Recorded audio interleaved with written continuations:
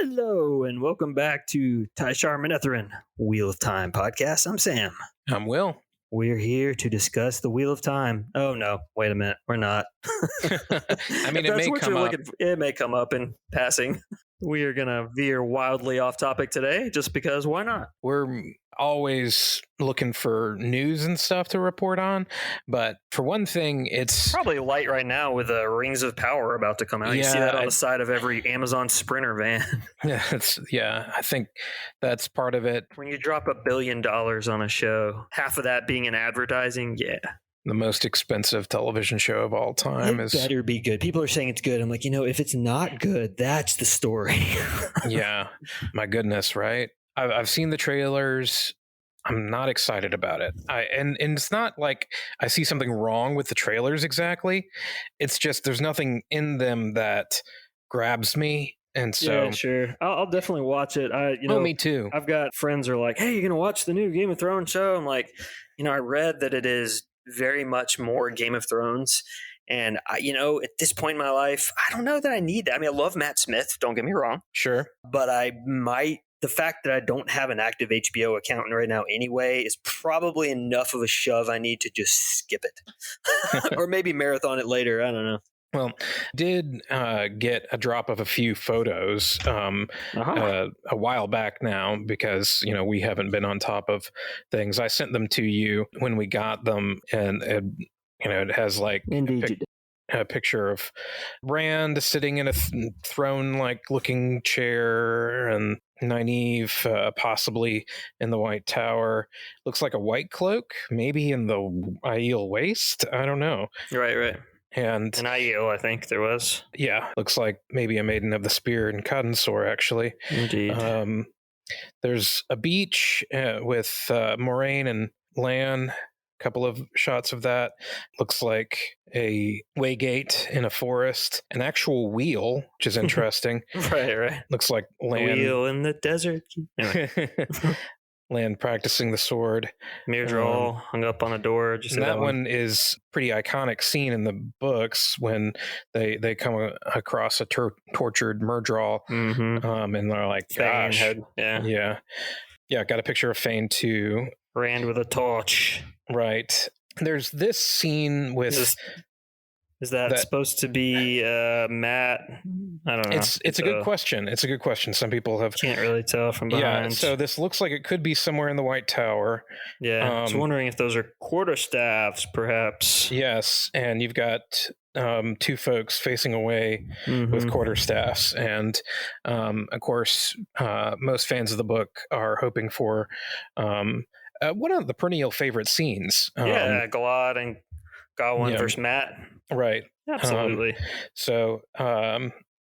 That's most of it. The one I skipped, there's this one picture that a lot of people have wondered what it could be, and it looks like some female wearing some kind of, not quite chainmail, but an interesting looking facial covering. That was maybe a Shan-Chan. Damani. Oh, yeah. Damani, that'd be my first guess. Yeah, I definitely think there's something Shan-Chan that seems like, which there's a lot of folks that were like, there's nothing in the book that's like this. And the first picture of Rand is it Rand with his head shaved or whatever? Mm-hmm. It looks like Grey Worm show there. Oh, yeah. So light. Interesting. Anyway. Yeah. So you had sent me that tweet from Rafe about weaves getting a revamp. That's, hopeful. Promises bears. There should be bears. I want bears. But no bears. Folks who listen to our podcast may remember that one of the things that came up in questions of Rafe when he was talking about things that they were talking about changing but didn't end up changing was having the possibility of Perrin being able to speak to a bear. And apparently the Sarah Nakamura, the lore expert, very, very much said, I wouldn't do that if I were you. Just let him talk to unicorns and bunnies and whatever other furry creature he comes across. And the writer's like, yeah, wait, you're kidding, aren't you? So Anyway, Yeah. so there's a little bit of Wheel of Time I feel like she needed more leeway to stand up and stamp her foot and say no to things, but right. that's just me. Yeah. Maybe she has a different perspective. Yeah. I mean, when you're getting paid no matter what. Right, right. Yeah, I mean, she may have tried to be more vocal about some of the Yeah, yeah. changes. Who I wonder knows? if Jeff himself, Bezos himself, had any notes.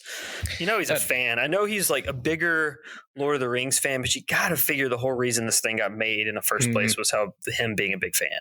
Yeah, well, I know one, like the head of Amazon, their whole television show production was a fan. So, but yeah, I same thing. I just I wonder how many different hands kind of got. Yeah, I know Rafe had said he had like a bunch of notes from the studio, like a whole ton. I remember that being in one of the interviews, but would be interesting to read some of those. Which ones they push back on, which ones they say yes to. Yeah. Other than that, I know we typically do like mailbag stuff at the end, but I'm just go for it if you got any. One is this is definitely my nephew. He said, "Hey, y'all need to do another podcast where you do 1 or 2 podcast episodes for a show or a movie." So yeah, he wants to hear his uncle talk about other things. And cool. I'm like, "Hey, buddy, you can give me a call and I could." Yeah. You don't have to wait for the next podcast episode. He has your phone number. Yeah, he does. So we're slowly working the direction of doing more generalized kind of stuff. We're probably going to wrap this up. I think we talked about possibly going into some Brandon Sanderson stuff. That'd after be cool this too. Yeah. Maybe we'll read Twilight. I'm just kidding. And I hadn't thought about it, but I could see us a discussion of a movie in the midst of that every once in a while. That would be kind of interesting. Yeah. And that's kind of what these episodes are for a little bit. They're a little less of a deep dive like we do with the books, but in more of a general hey, here's this thing. Here's the thing I'm interested in today. Right. Yeah. And that I just wanted to talk about for a second. Other than that, mailbag wise, I don't think we had anything else recent. Guys, if I ever missed something and you sent a real thoughtful, hey, here's something that I'd like for you guys to consider, please feel free to send another one in all caps. Hey, scumbag, you ignored my message. Yes. And it looks like we don't have much else. On the YouTubes, Jacinta, one of our regular listeners, did say that she pronounces it to Ralda. Right. Ituralda. But I believe Robert Jordan gave an interview where he said people pronounce different things differently in different countries and to have at it. So clearly the show has thrown it all out the window anyway. So yes. Appreciate hearing either A, the correct pronunciation, or B, what someone's pronunciation is, because I'm going to butcher them all. Yes, me too. But anyway, I think that's everything we've got in the way of mailbag kind of stuff. So speaking of things you pronounce weird, I had read that there's a leaf that's in some salads, and it's Aruglu. Arugula.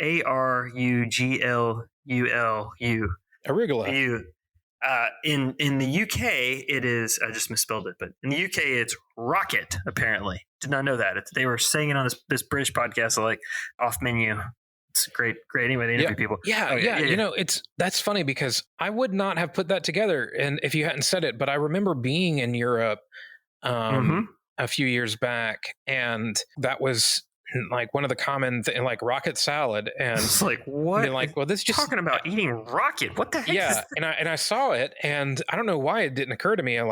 That looks just like arugula, but yes. I was telling my wife that, and I said in the UK they have a thing called rocket that we call arugula, and she said, "Say that again." I was like. And I said, "Uh-oh." Like Caligula. I'm not going to do it. Yeah. Anytime somebody says, "Can you say that again?" You're always like, "No, I cannot. I will not. I have no idea what you speak of. I'm going to go frantically Google and figure out how I've misspoken. Yeah. Anyway, that was off topic. Of the off topic. Well, there's it's all one big giant off topic cloud of awesomeness. So when I mentioned, hey, let's do another off topic episode, you asked something about have we talked about Star Trek? I did, yeah. And I said, I haven't watched the new series, yeah, but I've heard good things. So have you? I love the Orville. Oh yeah, so I will say that the Orville may be my favorite Star Trek series. That's my point. Okay, so I was listening to another podcast the other day that's totally unrelated to nerd things. It's about programming actually, but they tend to get off topic, and one of their things is Star Trek, and they went on a rant the other day bad mouthing the Orville and about how it's just like Star Trek fan fiction. And I would like to respond briefly and say yes, it is like Star Trek fan fiction in the best way possible. Right. Have you seen the new season? Yeah, New Horizons. So yeah. I'm working my way through. I don't know if I'm. Yeah. The beginning of that season. So the first 2 seasons I love. It's like got some of Seth's humor in it, but it's also earnestly trying to do Star Trek justice. And I mean, it's very much the Next Generation, just reskinned in a loving way. Right. The new Horizons, the season that was on Hulu that just landed on Disney Plus. At the beginning, it felt slow to me, and they very much toned down the humor. Mm-hmm. It felt like a lot more earnest. At times, honestly, at times almost even a bit moralizing, but I didn't hate that. But I will say, and so there were times in the middle of the season, I'm like, I don't know if this is as good. But let me just say, the last 2 episodes blew it out of the water for me. It is so good. And it's good in that it is really good Star Trek. And also, I don't think he could resist. There's more than a touch of Star Wars in there, which is a fun thing to mix some Star Wars. And I can understand why somebody wouldn't like that who's a huge Star Trek fan. But me, as someone who loves Star Wars and Star Trek and has been a little annoyed, as we spoke about in one of our last off-topic episodes about recent Star Wars, it was just perfect. So I'm a huge fan. I heartily encourage anyone who's a Star Trek fan who hasn't seen it to check it out. I may not be as big a fan as you, but I enjoy it. And here's the thing that I think is kind of interesting. I guess the thing I like about it is, anybody who grew up watching TNG or, casually viewed any of the other, spinoffs here and there. I watched Picard, Deep Space Nine, the first season, when the new one came on. And one of the things that is funny about Star Trek is most of the time it takes itself so seriously. It really does. That's true. And when it's the most fun is when it doesn't take itself seriously. TNG had more of a tendency to let its hair down. Yeah. And have those sillier moments. Because it was truer to the original series. And the original series had, while it did, it asked for a certain suspension of disbelief. It did, yeah. It also had a lot of lightness to it because it was like, hey, we know we're a sci-fi TV show with no real special effects and everything is kind of chintzy. The whole thing, like, to me, as a kid, the reason why I didn't like TNG as much as I think I would have is because I liked it okay, but I'm just saying, it was how much it did take itself seriously. Oh, I see. Okay. Yeah, that was sort of the opposite point I was making, and I understand where you're coming from, though. Well, no. I what you're saying about it took itself less seriously than like the current track? Absolutely. Yes, that was the point I was going to make. And that's what I'm... Yeah, Discovery and Picard both. I watched the whole first season of Discovery and just didn't like it. I don't know. It felt like there was a little bit too much, almost a Game of Thrones-y feel. That's really not, that's too generalized, but like it was trying to be like epic sci-fi, like with an overarching story that was building to this epic, awesome payoff. And I don't know. I mean, I love what's his name from Harry Potter, the villain, Jason Isaacs. Yeah, sorry, Sorry. Anyway, yes, the It's villain fine. in Harry Potter. There's obviously a lot of great names in the show. It just didn't do it for me. Yeah. And Picard, same thing. It's I just like the first season something. of Picard, and let me tell you why. Is because there's an episode in there where they are like disguising themselves to go into, I can't even remember the whole situation, but they're all dressing up and acting ridiculous. Yeah. And it is so much like to what you're saying. It is more in line with where the TNG would occasionally get there, where it would be almost silly. Yeah. And to me, I was like, TNG didn't even do that enough for me. So now when you get to these like super serious shows, these super serious ones, I'm like, come on, guys. I mean, you're doing a space show. I mean, let's all be real here. We know this is all fake. Don't take yourselves quite so seriously. And I mean, and I say that as a person who appreciates good sci-fi. And now I would like to reverse my entire point and make the opposite point about Strange New Worlds. I also love that show. Well, that's what feels very much like a return to classic Star Trek. And the thing about it is like self-contained stories, like where you have character development and growth, but also you tell a story in an episode and you're not building all season to something. Yeah. That's, I think, what I've heard about that show is that there's more heart to it once again. The guy who plays Spock, just spot on. I mean, the whole plot, the whole idea is it's Pike in the Enterprise before, a decade before. And so there's some of the cast, or not some of the cast, some of the characters, Uhura, Spock. And so, they sort of tease introducing others, and I think the idea would be over seasons you would slowly get Bones and Scotty and all of the characters from the original show. But Spock is like knocks it out of the park. He's actually in Discovery, and I just didn't get far enough in Discovery to see him. I hear people didn't like him in Discovery, but in Strange New Worlds, he is great. The guy who plays Pike, Anson Mount, I think his name is super great. Rebecca Romaine, who of all people, and I just think of her from the original X-Men as Mystique. Right. It's hard to describe, but I had just as much fun watching that show as the Orville. Really thoroughly enjoyed it. All I was saying in regards to the Orville is that it takes it, and while you're saying like the more recent one gets a little more posturing, takes itself a little more. It does, yeah. It's almost a straight up drama at times. It does. It gets talky, yeah. But particularly in those first two seasons, and occasionally still in the more recent one, it has way more permission to just be funny, silly, goofy, and not still has at all memorable characters that are fleshed out and they get a chance to be fleshed out. Well, and I think in part because it is kind of slated as a comedy, it doesn't have to have the most impressive costumes, makeup, special effects. That's true. In some ways that you would expect in a Star Trek Discovery or whatever. Yeah, and I mean, maybe that's it. Maybe these guys in this other podcast are expecting it to be Star Trek, and it's paying homage to Star Trek, but it's still a comedy at heart. Right. I think that's when it's at its best. And one thing they did is they sort of dunked on Seth, like, oh, he shouldn't be in it. This is just ego. Like, well, I mean, it kind of is a fine job. Like, I don't have any problem. Like, I'm not saying that. I mean, sure, you could have gotten someone else who would have done better,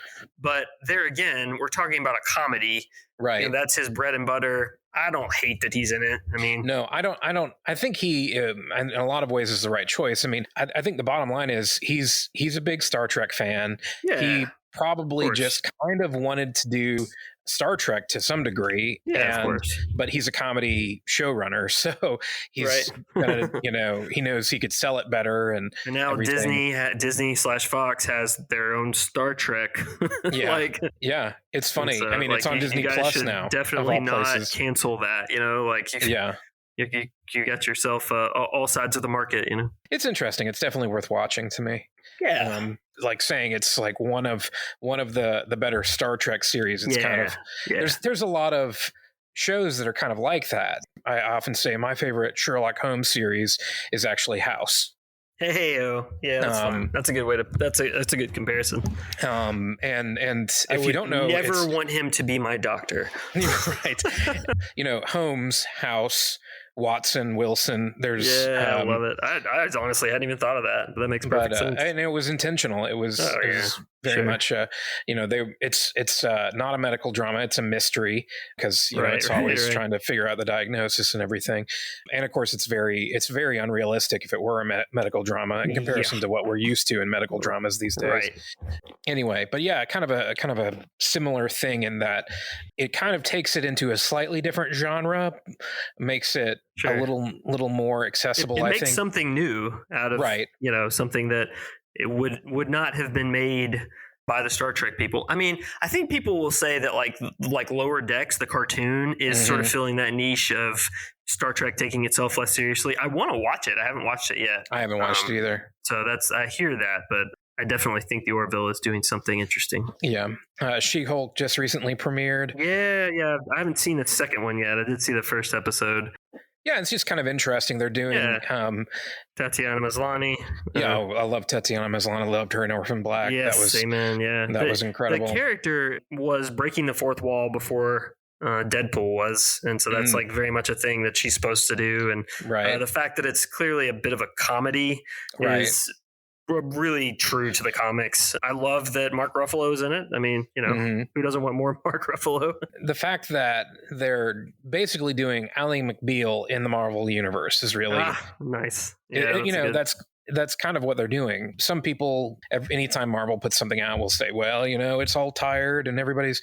I'm really impressed. I don't think so. Yeah, I mean, that they've been able to make something new with most of the series they've made, more so than Star Wars has, honestly. I'd agree with that. Well, I mean, I think Kevin Feige is just doing a really great job. I did not realize that was how to pronounce his name until just the other day. I heard Tom Holland say it in an interview. I'm like, what? It's not Feig. Did not know that. It's one of those things like arugula. Just never heard it said out loud. I have a friend who anytime somebody mispronounces a word, she says you should never make fun of anybody for mispronouncing a word because that means they learned it by reading. You need to encourage people to learn by reading. I must read a lot, I guess. You do. You always have.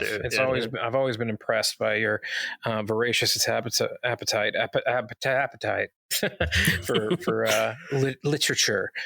Excited to see where that goes. What I feel like Marvel's always been good at is coming up with here's a new genre basically for each thing. And we've probably said this before, but just how, instead of here's another gritty superhero thing, it's like, okay, well, no, this one's going to be a comedy. Let's take this character and write a story about this character that is this other genre that's doing things a little bit differently, even though there's in broad strokes there's always usually a lot of similarity, except in this case where I love it at the end.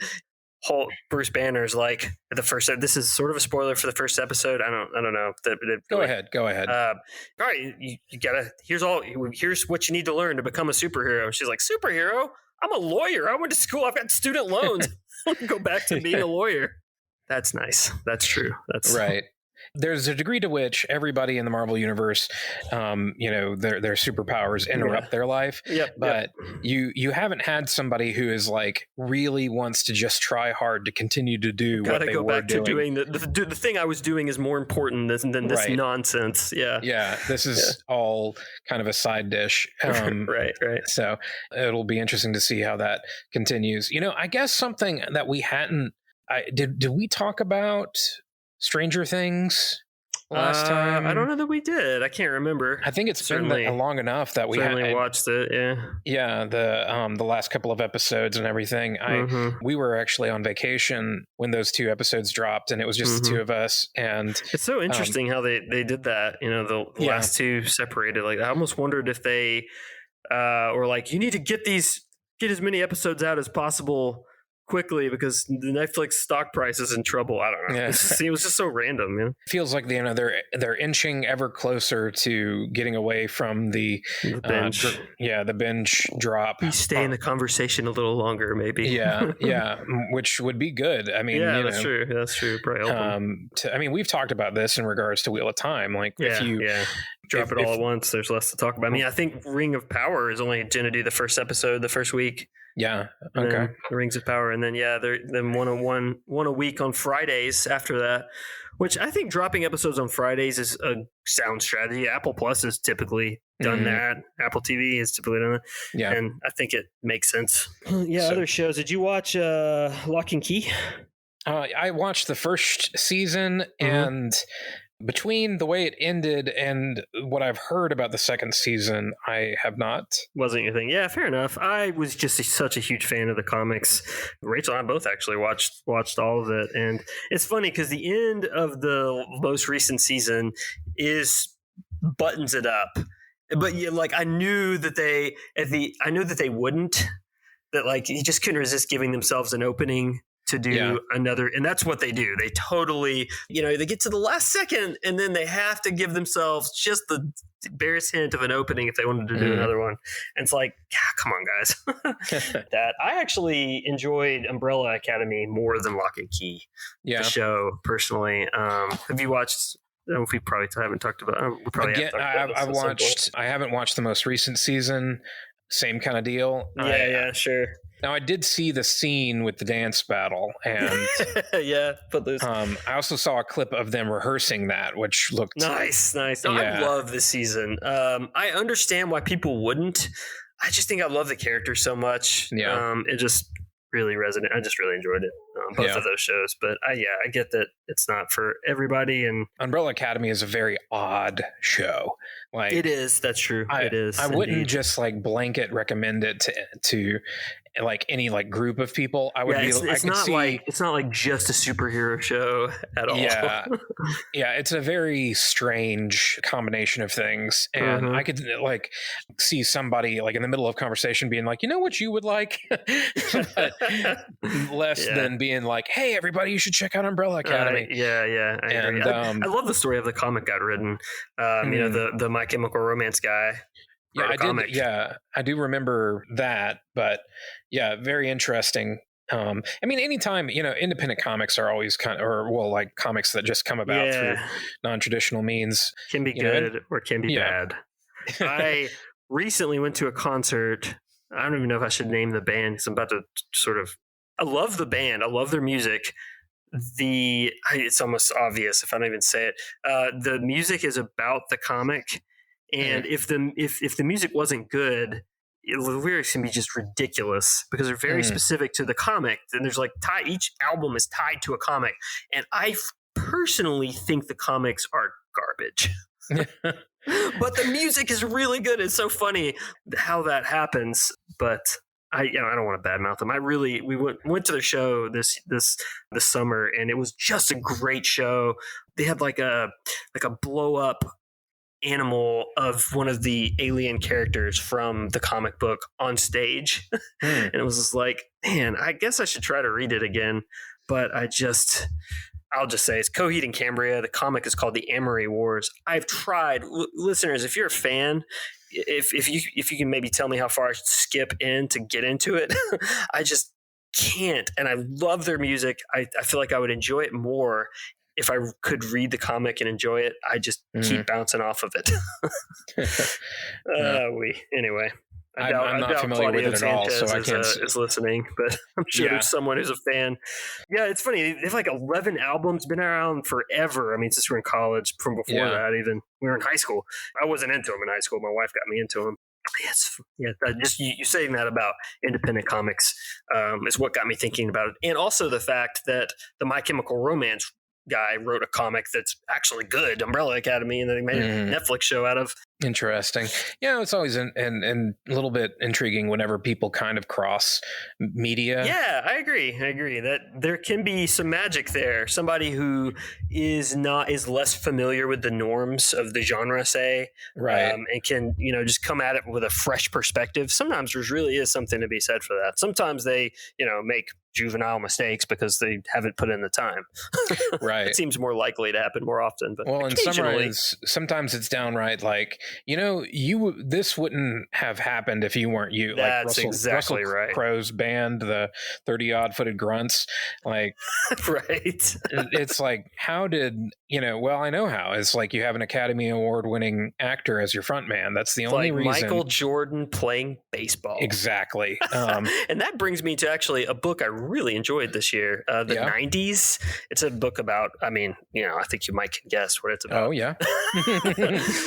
But it's just sort of an overview and how strange of a decade it was. And like it opens with like, imagine just trying to explain to your children or someone, in their 20s or teens, the concept of selling out. It's just absent from our culture today. The idea that somebody is gonna, band is gonna blow up. Oh, they sold out. This comedian. Oh, he sold out. It's just not a thing anymore. And as a concept, it's sort of nebulous and hard to define exactly what it means. And it's just like kind of a nice encapsulation of how strange the 90s were, grunge music, and like Kurt Cobain and those guys were like just so uncomfortable with fame and the idea of commercial success, and yet they were still sort of designed to be commercially successful.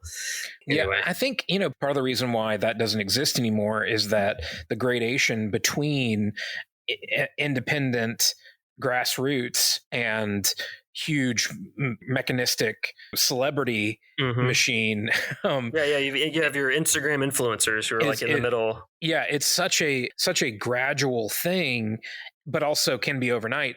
It's not nearly as much as like either no one's heard of you and so therefore you're cool. Yeah, sure. The college rock versus the pop superstars, boy bands of the world. Yeah, and also like our generation grew up with hustle culture. After the housing market collapse, so like there was like if you made it, if you're Zuckerberg, like props to you. I mean, Zuckerberg is a bad example, but like, if you've started your company, if you've done something, you've made a lot of money, like as a generation, we've more so seen that as a good thing than Gen X. And also it's funny how Gen X is like, there's so many people I thought were baby boomers that like, no, baby boomers are pretty much retired now. It's all the older folks are Gen X. Right. Yeah. Anyway, all that to say, the 90s by Chuck Klosterman, it's not going to be able to do any of these topics really justice because it's an overview of a whole dang decade. But it's entertaining. It like brings up all like everything from like the Oklahoma City bombing to like the 2000 election and everything in between. It's fun to just kind of like go through all those things that, I hadn't thought about that in forever, and just kind of thinking about stuff like Michael Jordan and a lot of like references to other books and stuff. That's it's worth kind of spending the time on. But definitely. I don't read enough nonfiction, so every now and then when I find one I really like it's nice to switch it up. I have been finally reading, I know I'm Johnny come lately on this one, Aragon. Oh, nice. because of the Disney series. Oh, they're making a Disney series? Yeah. Disney Plus is... Oh, man, my friend Jay is going to be super excited about that. He's a huge fan. And I was reading somebody, wrote a post that was like, you know what? I'm excited about this because Disney feels like the right vehicle for Aragon. And as I've been listening to the first book, I agree. It's not like... it's a bad book or anything. Like I think part of the reason why I stayed away from it is because I did see the awful movie that they tried to do. Yeah, I just I started and didn't finish it. It felt to me too much like by the numbers fantasy. Boy goes on epic quest, finds, gets trained by elder, swordsman guy, finds a dragon egg or whatever. And I was like, I'm done. So I should probably give it another chance. Really all that original. But there is something like fun and simple about it. Sure. I feel like I'd be more inclined to give it a shot now than when it first came out. When it first came out, I was very much looking down my nose at it like, I am above this. If the first movie had been good, I would have definitely bought all the books right then and read all of them. Yeah, that was not the greatest ringing endorsement of the source material. Like reading through it the first time, obviously this is intended for teenage boys. That's who wrote it. Yeah, sure. right. A teenage boy. And it's very mild, fun, simple fantasy. And I think it would be great for somebody who hasn't read any fantasy to maybe like an anti-Game of Thrones. Yes. Yeah. To like dip your feet in and kind of just, it doesn't have to. If you want to see the stereotypes that George R. R. Martin is deconstructing. Right. Exactly. Yeah. I think in some ways, if you are to enjoy Game of Thrones as thoroughly as it possibly could be enjoyed, I think having to read read at least Tolkien, but Yeah. these kinds of books that are Sure. just, very vanilla, good guys are good, bad guys are bad kind Sure. of, Yeah. because this is like the opposite of, like you're saying, the grimdark fantasy. Sure. It's very, very straightforward. So Fair uh, enough. but I've been working my way through that between reviewing Crossroads of Twilight Yeah. and starting on Words of Radiance. Honestly, when oh man, I do want to talk to you about that. When actually, I have I'm giving shout outs to a lot of people in this book. My friend Patrick is reading Words of Radiance. I originally I loaned him Way of Kings. Was like, I know this is a door stopper. I promise you, it's worth it. And by the end, he was like, yeah, this is really good. When I first handed it to him, he was like, oh man, this is a you have to basically get to the end before you're like, the payoff at the end is just like, man, you got to get there. And it's funny because like I couldn't tell you exactly when it happened, but like somewhere in like the latter half of the book, I was just like, yeah, I don't know. You want to see what's going to happen. Yeah. At first you're like, man, what am I signing up for here? Especially knowing that it's going to be this sprawling epic fantasy series. Like I recommended it to a friend years ago, and he like sent me a text. Obscenity, blankety blank. What are you getting me into here? But yeah, generally the reaction I've gotten has been if you get through the first book, like, yeah, this is awesome. And then Words of Radiance, man, that's my favorite one so far. Yeah. Super cool, super epic, awesome magic in that one. Yeah.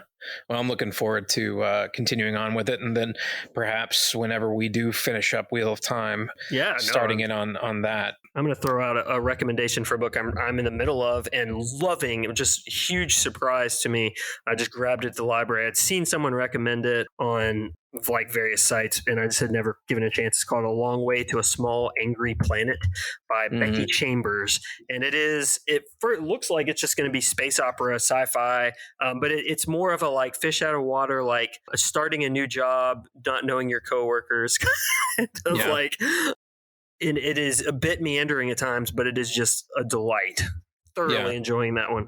Definitely recommend it. One thing that's been interesting of the past year, I've had the Xbox Game Pass subscription, which has introduced me to a lot of indie games that I probably would have never played otherwise. Cool. Some of them are not that great. Sure.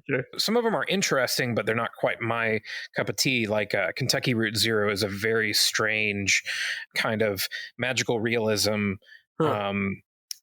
bizarre kind of game. Started playing and I was like, I'm interested, but I'm not so interested that I want to keep playing because it was very slow. And so I just went and read the summary on Wikipedia, and I was like, yeah, I'm glad I didn't play that because it was just weird. But one that was kind of different that I enjoyed was Firewatch. I've heard of that one.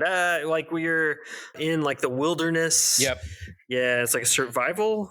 No, I'm thinking of, there's another one like that. Maybe The Long Dark is what I'm thinking of. This one, okay, so you are in the wilderness. You're just doing a summer-long job as a person working in a fire tower in Yosemite.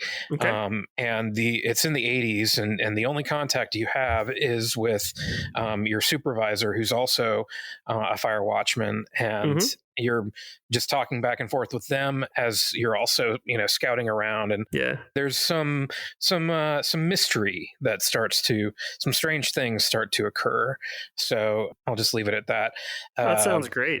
Yeah, and it's funny because I started playing it, and I actually played the whole thing in one sitting, which was wow. How long did it take? 3 hours, I think. Oh, I see. Okay. So to play through the whole plot, I started into it, and I was like, I'm not sure if I'm going to get into this at first, because it was kind of like relationship drama and everything. Right. But my wife and I were sitting there watching it, and then I think both of us were like suddenly very interested. Yeah, and sure. wanted to finish it just to see the plot. So that one was pretty interesting. Cool. Anyway, so it's $20 on the Switch. Maybe not worth that.